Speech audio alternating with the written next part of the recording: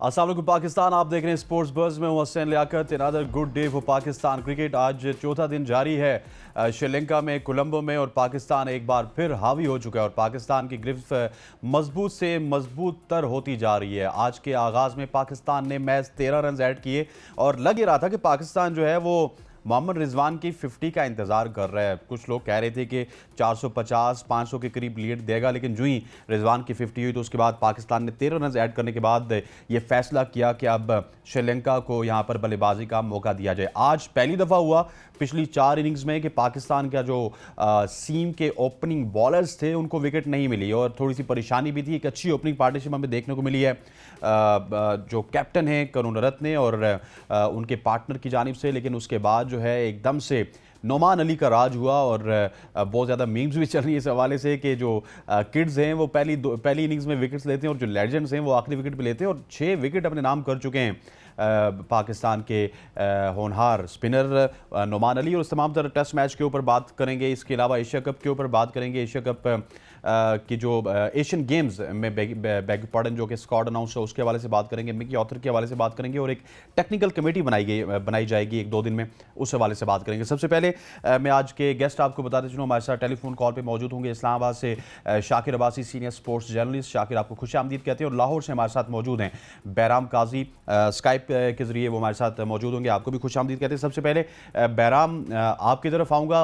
बहुत ही पॉजिटिव खबरें हैं, ये जो हफ्ता है पाकिस्तान की स्पोर्ट्स के लिए बड़ा पॉजिटिव है। इस स्पेशली टेस्ट मैच के हवाले से बताइएगा कि बहुत ही वंडर्स कर रही है पाकिस्तान की टीम। जी, वालेकुम अस्सलाम हसनैन भाई। सबसे पहले तो बहुत बहुत शुक्रिया फिर से अपने शो पे दावत देने का।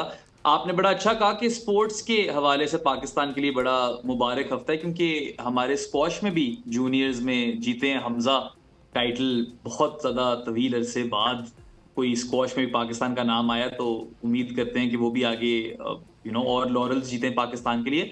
जहां तक टेस्ट क्रिकेट की बात है तो बिल्कुल गोल्ड टेस्ट की शानदार फतह के बाद कोलंबो में पाकिस्तान बिल्कुल आप कह सकते हो वन साइडेड विक्ट्री की तरफ जा रहा है, और इसमें बहुत लोगों की शानदार कारकर्दगी है। आप फर्स्ट इनिंग्स में देखो तो नसीम की जो 3 विकेट्स थी और अबरार की 4 विकेट्स थी, बहुत जबरदस्त बॉलिंग कराई उन्होंने।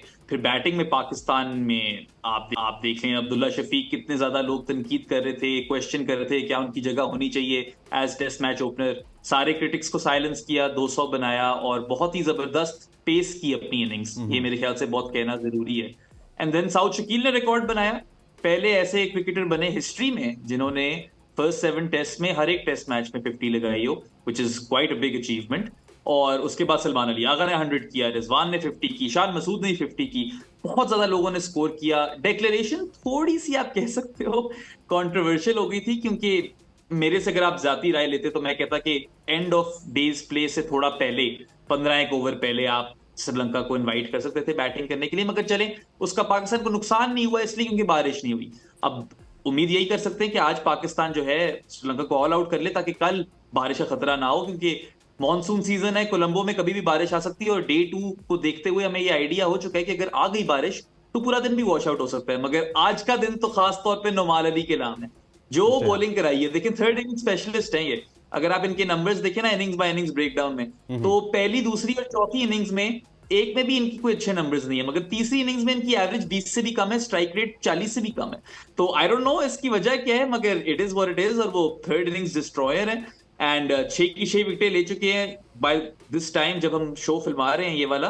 क्या पता जब ये रिलीज हो तो और ज्यादा गिर गई हो, शायद नोमान अली ने ले ली हो, शायद किसी और ने ले ली हो, मगर Pakistan looks destined for victory. और बहुत ही एक खुशाइन बात है कि पाकिस्तान मोस्ट प्रोबेबली 2-0 से ये सीरीज जीत जाएगी। भाई साहब, बड़ी पॉजिटिव खबरें हैं जैसा मैंने पहले भी जिक्र किया स्पोर्ट्स के मैदान में, और स्पेशली जो टेस्ट क्रिकेट है इसको एक तरह से नया रंग दिया गया है पाकिस्तान की जानिब से। पाकिस्तान की बैटिंग में अप्रोच बड़ी पॉजिटिव नज़र आई, फील्डिंग का मयार बहुत अच्छा रहा, और इस पूरे टेस्ट मैच में हमने पाकिस्तान की फील्डिंग जो है बड़ी जो कभी कभार बिलो पार होती थी, बड़ी स्टैंडर्ड्स की फील्डिंग हमें नज़र आई, और तमाम तर डिपार्टमेंट में पाकिस्तान ने जो है कमाल परफॉर्म किया।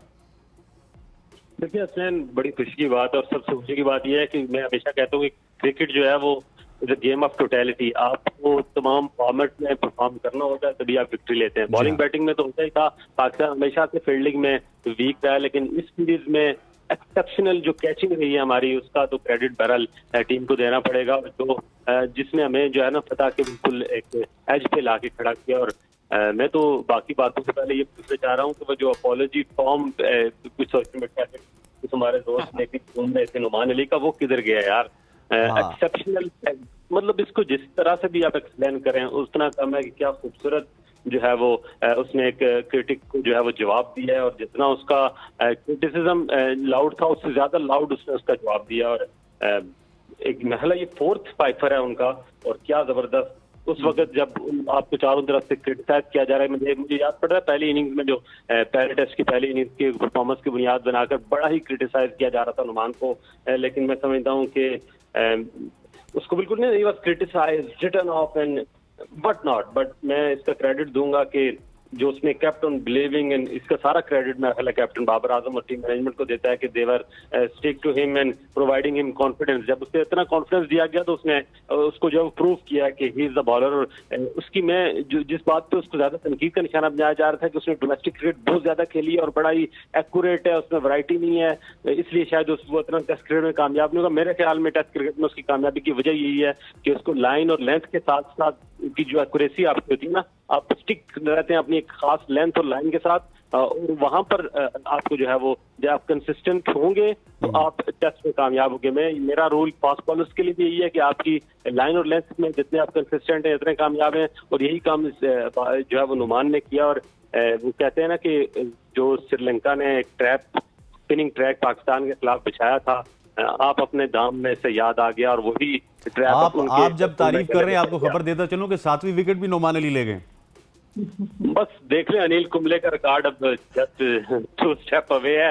दुआएं तो मैं कर रहा हूँ, और मैं जितने भी अभी नसीम शाह ने लेग बिफोर के रिव्यूज और उसने मैं दुआ यही करता रहा था कि अल्लाह करे नेट आउट हो ऐसा ही रहे। लेकिन नुमान अली इज एक्सेप्शनल, और मेरा ख्याल है ये जो कॉन्फिडेंस उसको दिया है ना कैप्टन ने, और वो देखें ये बाबर आजम की बैटिंग तो बहरहाल इसके पीछे थी, और जिस तरह बहराम ने कहा कि कुछ एक्सेप्शनल ही बात है। फर्स्ट इनिंग में इसका स्ट्राइक रेट 163 है, सेकंड में 71 अराउंड है, लेकिन थर्ड इनिंग्स में जो इनका जो स्ट्राइक रेट है वो 40 से भी कम है। तो ये कुछ थर्ड इनिंग्स का एक तरह का एक कुछ जादूगर है, जिसमें तीसरी इनिंग्स में जो ट्रैप जो पैचेस पड़े होते हैं विकेट पे शायद उसका बड़ा जबरदस्त इस्तेमाल करता है। लेकिन एक्सेप्शनल जितनी भी तारीफ की जाए नुमान अली की। शाकिर एक में वैसे आउट ऑफ द बॉक्स जाके सवाल करूंगा, आप पिछले कुछ 7-8 महीने से हमारे साथ मौजूद हैं, हमारी PSL ट्रांसमिशन से आपका और हमारा ये सफ़र स्टार्ट हुआ जब ये शो स्टार्ट हुआ था, और मेरे हिसाब से सबसे पॉजिटिव जो है ना वो दिन ये पिछले 3-4 हैं पाकिस्तान क्रिकेट के लिए।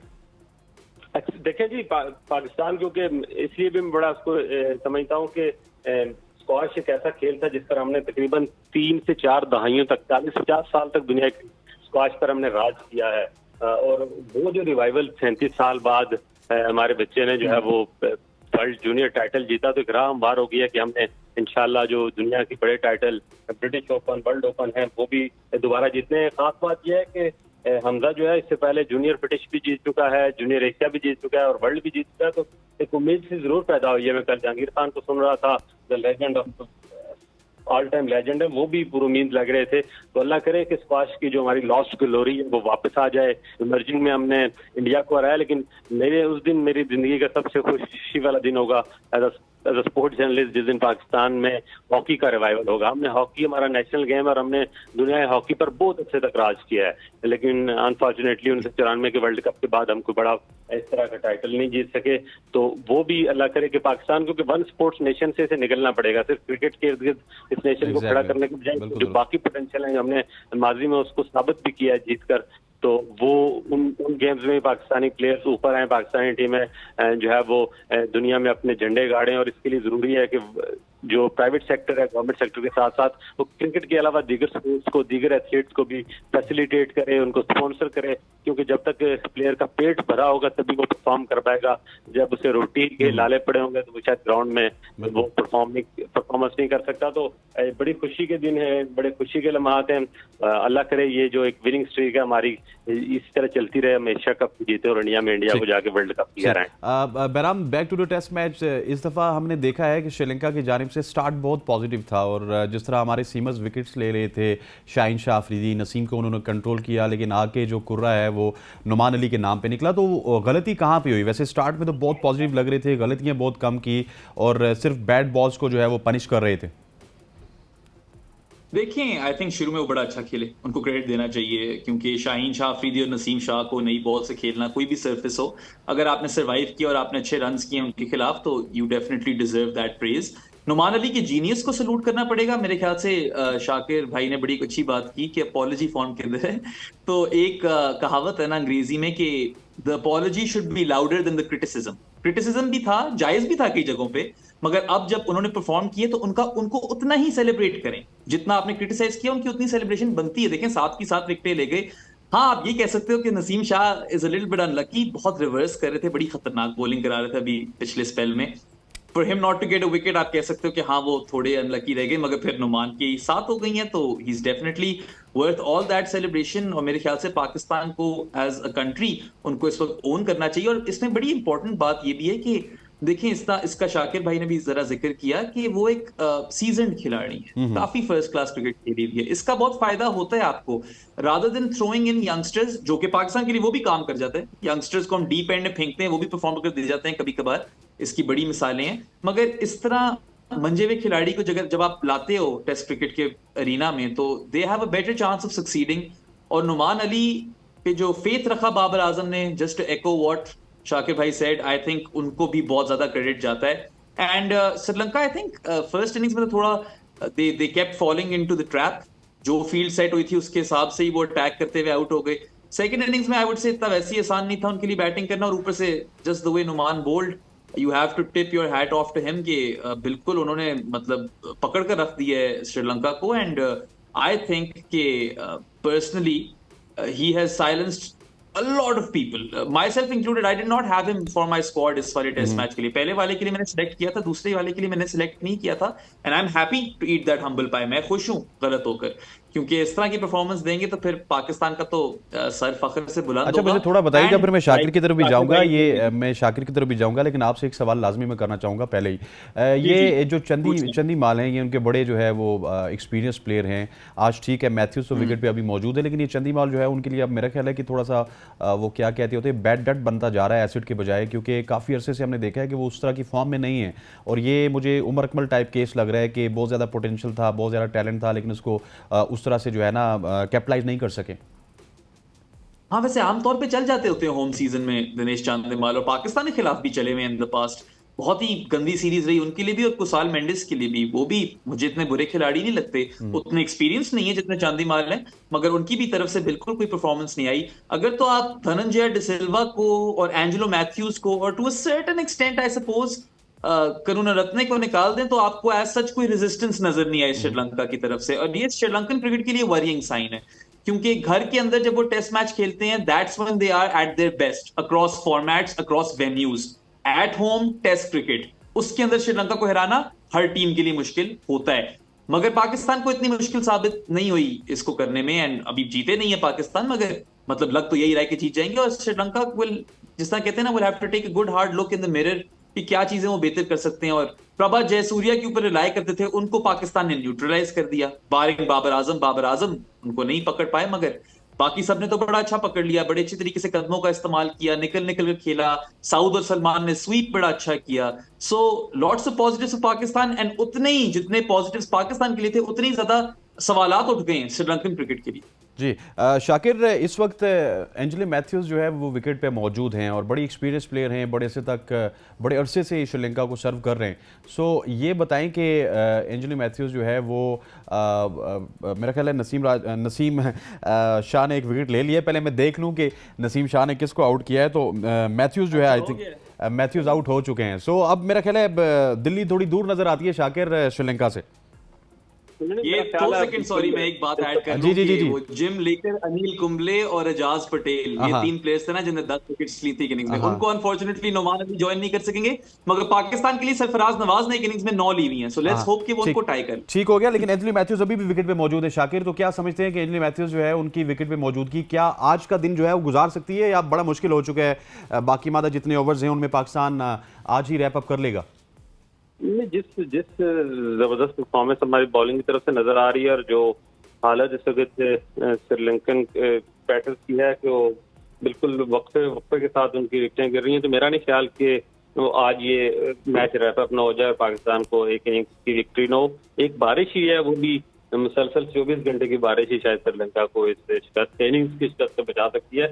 मैथ्यूज नो डाउट अच्छा वो खेल रहे हैं, लेकिन उन्हें दूसरे एंड से बिल्कुल कोई सपोर्ट नहीं मिल रही। कोई एक अच्छी पार्टनरशिप अब चाहिए, कम से कम 150-200 रन की जो इनिंग्स की शिकस्त से बचा सकती है, तो ऐसा लग नहीं रहा। और जिस तरह से पूरी तरह हावी है इस वक्त पाकिस्तानी बॉलर श्रीलंकन जो बैटर्स पर, तो मेरा नहीं ख्याल कि कोई डायरेक्ट क्रिकेट में कोई अतवी बात आखिरी बॉल तक नहीं की जा सकती, लेकिन एक ऑब्वियस सी एक वजह नजर आ रही है कि अब आज मैच रैप अप हो जाएगा। और वैसे पाकिस्तान आपने जो वक्फे से जिक्र किया, मुझे लग रहा था कि आप मरी में और वक्फे से बर्फबारी जारी है।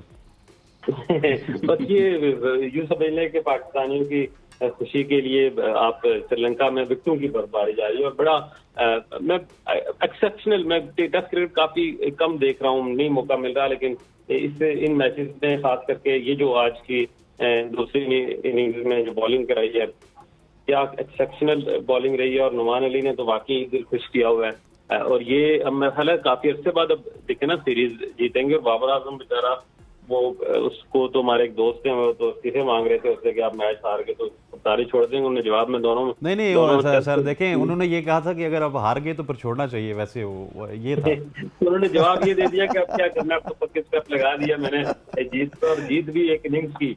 और श्रीलंका को उनके पैच पे जाकर हराना, ये विक्ट्री से थोड़ी बड़ी चीज है मेरा ख्याल है, और इसका क्रेडिट बहरहाल पूरी टीम को जाता है। जी हाँ, बिल्कुल, बाबर आजम को भी इसका क्रेडिट जाता है। और बैराम ये बताएं कि कैप्टन को तो क्रेडिट जाता है, लेकिन एक वॉरिंग साइन जरूर है कि प्रभत जयसूर्या जो है वो कैप्टन बाबर आजम के लिए दर्द सर बने रहे इस पूरी इनिंग्स में, इस पूरी सीरीज में, बैग पार्डन। और बाबर आजम से हम एक्सपेक्ट कर रहे थे, आपको पता है कि हमने अपने शो में भी ये बात की थी, अरफा भी थे, आप भी थे, कि बाबर आजम थोड़े से रन्स कर लेते तो वो शायद केन विलियमसन को भी पीछे छोड़ के नंबर 1 बन जाते, लेकिन बाबर आजम बड़े डल रहे हैं।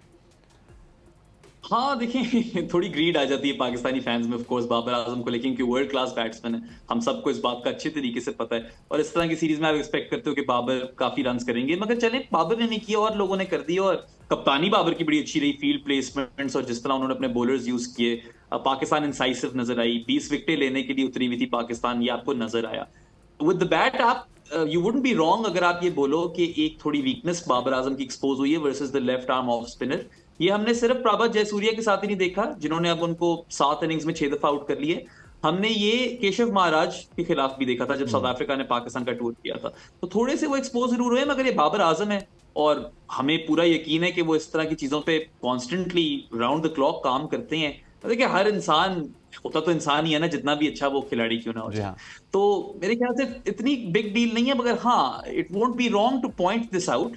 बाकी इतनी कोई एक्स्ट्रा तनकीद की जरूरत नहीं है, बट क्योंकि हम एनालिस्ट्स हैं और गेम को क्लोजली स्टडी करते हैं, तो डेफिनेटली ये एक area of concern may be not. Bairam में एक थोड़ा सा ऐड करना चाहूंगा कि मुझे लगता है कि सारी थोड़ी सी माइंड गेम भी है, एक दिमाग में भी उन्होंने बैठा लिया है। इतनी कोई अच्छी और एक्स्ट्राऑर्डिनरी बॉलिंग भी हमने प्रभत जयसूर्या की जानिब से नहीं देखी, स्पेशली जो फर्स्ट इनिंग्स में बाबर आजम का डिसमिसल हुआ था वो एज लग के, मतलब कहीं ना कहीं उनके माइंड में भी ये चीज चल रही है। और मेरा ख्याल है कि साइकोलॉजिकल भी एक इफेक्ट है बाबर आजम के ऊपर, प्रभत जयसूर्या का। जब आप इतनी दफा आउट हो जाते हो एक पर्टिकुलर बॉलर के खिलाफ, तो थोड़ा सा तो आपके दिमाग पे वो चीज वही करती है। मगर मेरे ख्याल से बाबर आजम जो है ना, वो प्रेशर को बहुत अच्छा हैंडल करते हैं इन जनरल, बेशक वो मीडिया हो या क्रिकेट हो। और अगर हम देखें किस तरह उनका करियर प्रोग्रेस किया है, उन्होंने वो सारी चीजें कर दिखाई हैं आहिस्ता आहिस्ता, जिनके बारे में तनकीद होती थी उनके ऊपर। स्लोली आपको रिजल्ट्स नजर आने लग जाते हैं, क्योंकि वो कॉन्स्टेंटली इवॉल्व कर रहे हैं एज ए क्रिकेटर। और मेरे तो हिसाब से अपनी पीक भी नहीं हिट की उन्होंने अभी तक। आई थिंक अभी भी there is a long way to go and sky is the limit for Babar Azam. मगर हाँ, आई एम प्रीटी श्योर कि टीम मैनेजमेंट के साथ ये चीज डिस्कस हो रही होगी और इसको नेगेट करने के या इसको निगेट करने की स्ट्रैटेजी जो है वो डिवाइस कर रहे होंगे। बट अल्टीमेटली आई थिंक इसमें क्रेडिट प्रभत जयसूर्या को भी जाता है कि 7 चांसेस में से 6 दफा आपने बाबर आजम जैसी बड़ी विकेट ली और मतलब जिस तरह उनका भी करियर जा रहा था, इस टेस्ट को निकाल दें तो वो तो बहुत एक टॉप के खिलाड़ी चल रहे थे श्रीलंका के लिए इन कंडीशंस के अंदर। पाकिस्तान के लिए ये बहुत बड़ी दाद देने वाली बात है और बहुत क्रेडिट मिलना चाहिए उनको कि किस तरह उन्होंने जिस तरह न्यूट्रलाइज किया है प्रभुत जयसूर्या को। आई थिंक ठीक और कोई ऐसा टीम उस तरह कर नहीं पाई थी जिस तरह पाकिस्तान ने इस ठीक दफा किया। शाकिर भाई साहब हमारे साथ मौजूद हैं और बहराम काई साहब मौजूद हैं। वापस आएंगे तो शाकिर साहब से पूछेंगे हम कि उमर फारूक साहब को लगा दिया गया मीडिया हेड पीसीबी का, उस हवाले से भी पूछेंगे। फिर एशियन गेम्स के ऊपर भी बात होगी और मिकी ऑथर और क्या कुछ उखाड़ पिछाड़ हो रही है बहराम काई साहब से भी पूछेंगे। और कुछ प्लेयर्स जो है वो एशियन गेम्स के बाद वर्ल्ड कप की दौड़ से बाहर हो गए, उसके ऊपर भी गपशप करेंगे। Stay with us. Welcome back to show. और अब बात करेंगे कुछ पीसीबी में उखाड़ पिछाड़ की खबरें आ रही हैं और मिसबाह उल हक की ज्वाइनिंग के बाद भी अब कोचिंग स्टाफ के ऊपर भी लगता ही है कि तलवार लटक चुकी है। लेकिन इससे पहले समी बर्नी साहब को मीडिया हेड की पोजीशन से हटाया गया था, उसके बाद उमर फारूक को मीडिया हेड लगाया गया और उमर फारूक जो कि डिफरेंट टीवी शो होस्ट कर चुके हैं स्पोर्ट्स के हवाले से। इसके बाद एक मशहूर और मारूफ वेबसाइट के साथ भी पाकिस्तान में रिप्रेजेंटेशन कर चुके हैं। शाकिर भाई साहब से पूछे, शाकिर ये कैसा चेंज देख रहे हैं आप?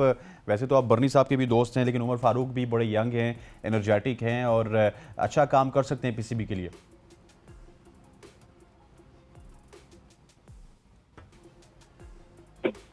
उनके पास डेकेड्स का तजुर्बा था, पाकिस्तान के टॉप 50 रैंक में उन्होंने काम किया, तो सब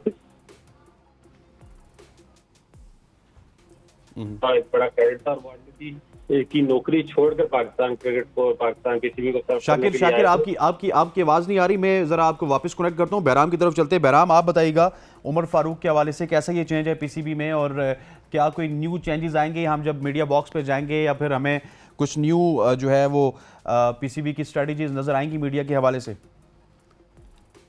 जी, इसके हवाले से सबसे पहले तो मैं मुबारकबाद देना चाहूंगा समी बर्नी साहब को। मेरा खुद भी उनसे वास्ता रहा है, I interacted with him in the press box और Very nice बड़ा अच्छा person. अकोमोडेट किया मुझे। जी हाँ। एंड बड़ी अच्छी अच्छी एडवाइस भी दी और आई थिंक बड़ी डिलीजेंटली और क्या कहते हैं, इंटेग्रिटी के साथ अपनी नौकरी उन्होंने की और उनको इसके लिए मुबारकबाद कि एक अच्छा टेन्योर गुजारा उन्होंने। उमर फारूक के साथ मेरा वास्ता रहा लाहौर के अंदर, जब मैंने गद्दाफी में कुछ पीएसएल की गेम्स कवर की, फिर पाकिस्तान की तो कवर की, तो वहां उनसे मुलाकात हुई।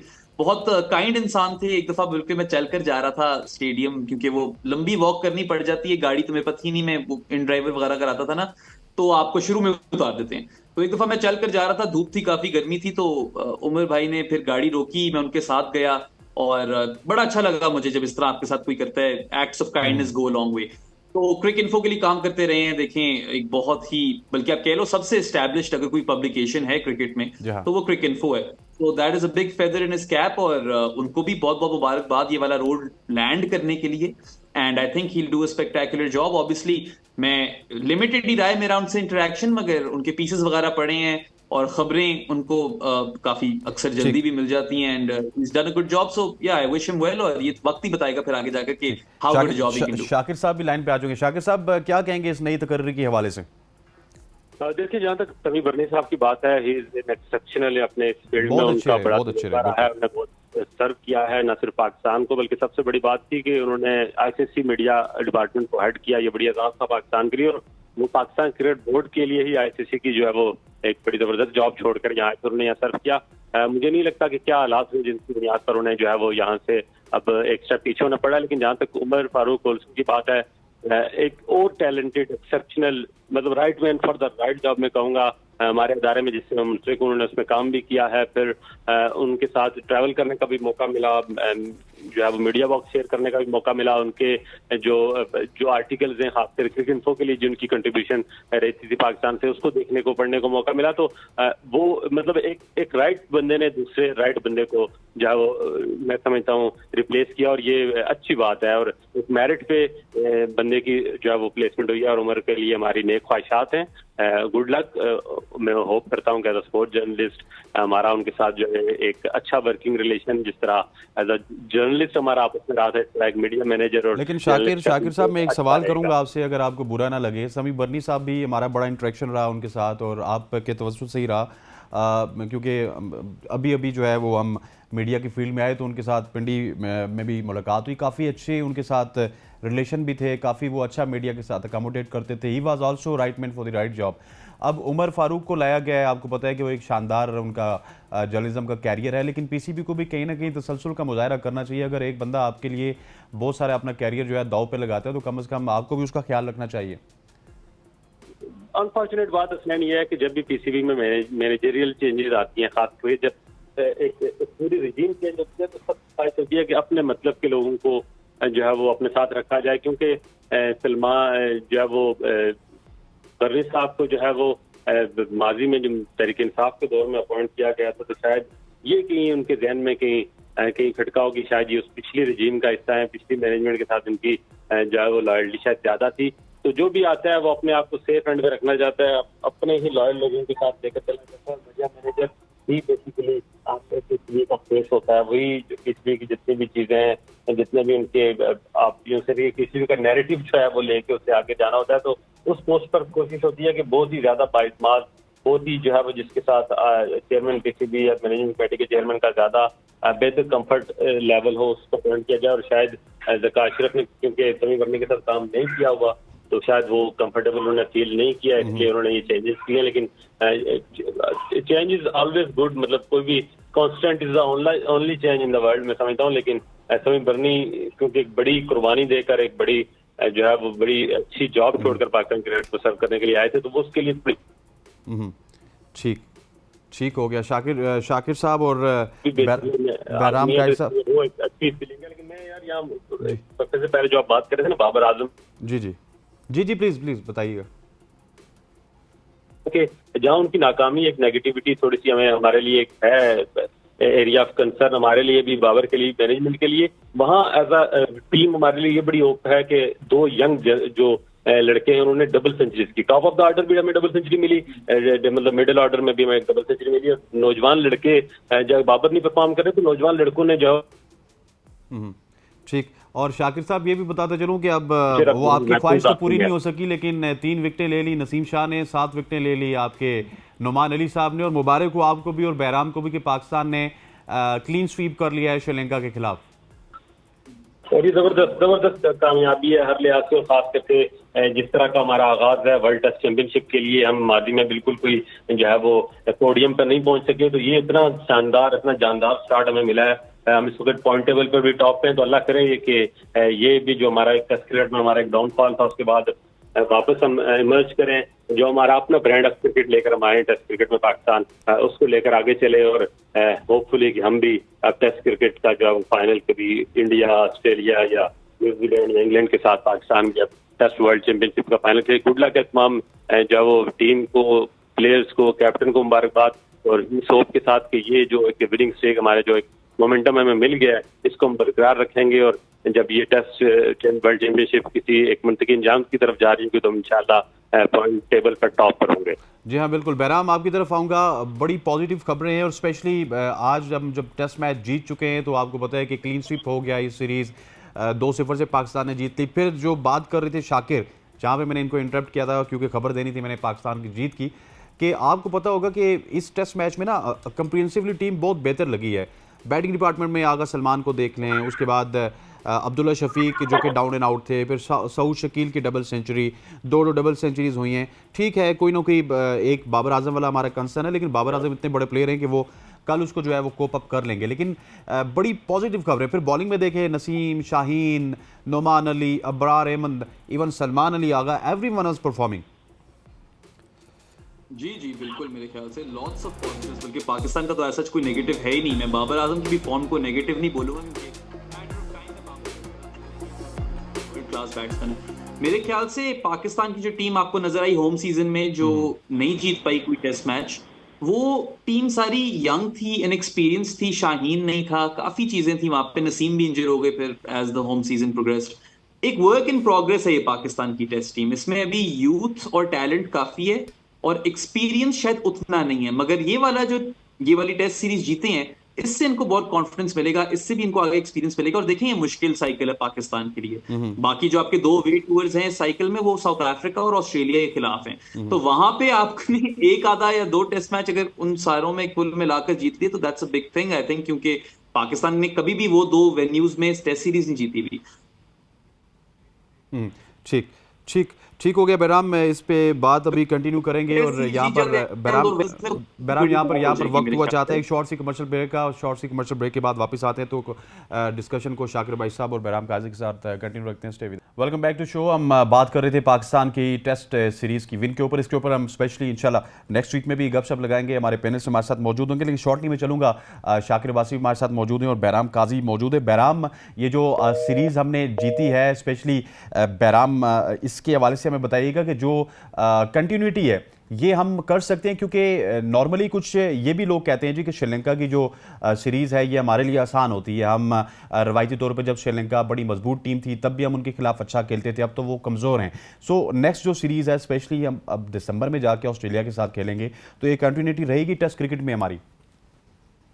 देखिए, अगर आप कंपैरेटिवली देखें तो हमारे लिए आसान है, मगर वैसे कोई इतना आसान नहीं है श्रीलंका को अपने घर पे रहना, वो भी खासतौर पे टेस्ट सीरीज में। आई थिंक मैंने शायद पहले भी बात की है कि टेस्ट क्रिकेट में अपने घर पे सबसे ज्यादा स्ट्रांग होती है श्रीलंका, और किसी भी फॉर्मेट में उतनी स्ट्रांग नहीं होती और किसी भी वेन्यू पे उतनी स्ट्रांग नहीं होती। तो I think it's still a very big achievement, और पाकिस्तान ने बहुत ही अच्छी फतह हासिल की और इससे इनको बहुत कॉन्फिडेंस मिलेगा। आगे जो अवे टूर्स हैं ज्यादा मुश्किल हैं। ऑस्ट्रेलिया एंड साउथ अफ्रीका दो ऐसे वेन्यूज है जहां पे आप कभी जीते नहीं हो, तो वहां पे जीतना एक बहुत बड़ी बात होगी। कोई एक आधा टेस्ट ही जीत जाए मेरे ख्याल से, that would also be good progress, क्योंकि वहां पे पाकिस्तान कभी क्योंकि टेस्ट सीरीज जीता ही नहीं है, तो इसलिए कोई प्रेसिडेंट ही नहीं है। श्रीलंका में लाइक यू सेड प्रेसिडेंट है, बट स्टिल आपकी यही टीम पिछले साल 1-1 ड्रॉ करके आई थी, इस दफा 2-0 जीती है। मेरे ख्याल से इस पे डेफिनेटली इनको दाद देनी बनती है, और खास तौर पे इनकी फील्डिंग को। मुझे याद नहीं पड़ता पाकिस्तान की हिस्ट्री में, जो मैंने जब से देख रहा हूँ, मैं 2002-2003 से तो देख ही रहा हूँ, कि इतनी अच्छी फील्डिंग की हो आपने through the course of a series, कि आपने मतलब जो कैचेस आए पकड़ लिए। एक शायद शॉर्ट लेग पे हाफ चांस से ड्रॉप किए, उसके अलावा आपने 2 रन आउट भी किए, और बहुत प्रोएक्टिव नजर आया फील्ड के अंदर, ऑन द बटन जिस तरह कहते हैं। तो आई थिंक बहुत एक बड़ा जो इस जीत में रोल है वो पाकिस्तान की फील्डिंग और कैचिंग का भी है। Even though they did all three things well, batting भी अच्छी की, बॉलिंग भी अच्छी की, मगर जो फील्डिंग पाकिस्तान ने अच्छी की, इसका पाकिस्तान को बहुत ज्यादा फायदा हुआ। और अगर तो ये ऑस्ट्रेलिया और साउथ अफ्रीका में इस तरह की फील्डिंग करें तो उनके चांसेस जो है वहां जीतने के थोड़े बढ़ जाते हैं। अच्छा बहराम, ये बताएं कि ये जो हमारे जो प्लेयर हैं, स्पेशली आगा सलमान के हवाले से बात करूंगा, फिर अब्दुल्ला शफीक के हवाले से बात करूंगा, सऊद शकील के हवाले से। आप टेक्निकली गेम को समझते हैं और टेक्निकली तो सारे प्लेयर भी साउंड हैं। आपका क्या तज्जिया कहता है कि ये जब आउट ऑफ एशिया खेलेंगे, स्पेशली अगर ऑस्ट्रेलियन कंडीशन में खेलेंगे, इंग्लैंड की कंडीशन में खेलेंगे, तो ये इसी तरह खेलेंगे या कुछ ना कुछ ब्रेक्स लगेंगे वहाँ पर जाके इनको? नहीं, डेफिनेटली चैलेंजिंग होगा। देखें, वो अगर कभी पहले वहां खेले हुए नहीं है, तो जब वो जाएंगे एक्लेमेटाइज करेंगे सिचुएशन और सॉरी कंडीशन से, तो थोड़ा टाइम लग जाता है इसके अंदर। You can expect a few failures. I would say कि अब्दुल्ला और सऊद शकील से जरा ज्यादा उम्मीद है, क्योंकि वो फ्रंट लाइन बैटर्स हैं, ऊपर आकर खेलते हैं। अब्दुल्ला ओपन करते हैं और सऊद शकील भी वैसे तो वन डाउन करते रहे बैटिंग डोमेस्टिक में, मगर मेरे ख्याल से नंबर 5 उनको सूट करता है पाकिस्तान के लिए। आई थिंक फायदा ये है कि दोनों जरा कॉम्पैक्ट हैं और टेक्निकली साउंड हैं। सलमान अली आगा थोड़े डिफरेंट है, वो थोड़े फ्लैशी प्लेयर हैं। अब वो स्पिन के खिलाफ वो अच्छा खेलते हैं, काउंटर अटैक बड़ा अच्छा करते हैं, मगर क्या वो ऑस्ट्रेलिया में उतना सक्सेसफुल हो सकेंगे? I am not sure. मैं अगर टीम सेलेक्ट कर रहा हूं तो मैं शायद उनको ऑस्ट्रेलिया, इंग्लैंड, इस तरह के वेन्यूज में, साउथ अफ्रीका, थोड़ा घबराऊं मैं उनको खिलाने से। मगर देखते हैं किस तरह का कॉम्बिनेशन बनता है। You never know, he might perform, मगर हाँ, कन्वेंशनल विजडम ये सजेस्ट करती है कि he won't be as successful outside of Asian conditions.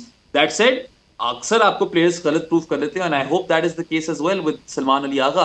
बाकी अब्दुल्ला और सऊद, इवन दो उनको भी मुश्किलात का सामना करना होगा, I think they will be more suited perhaps to succeed over there.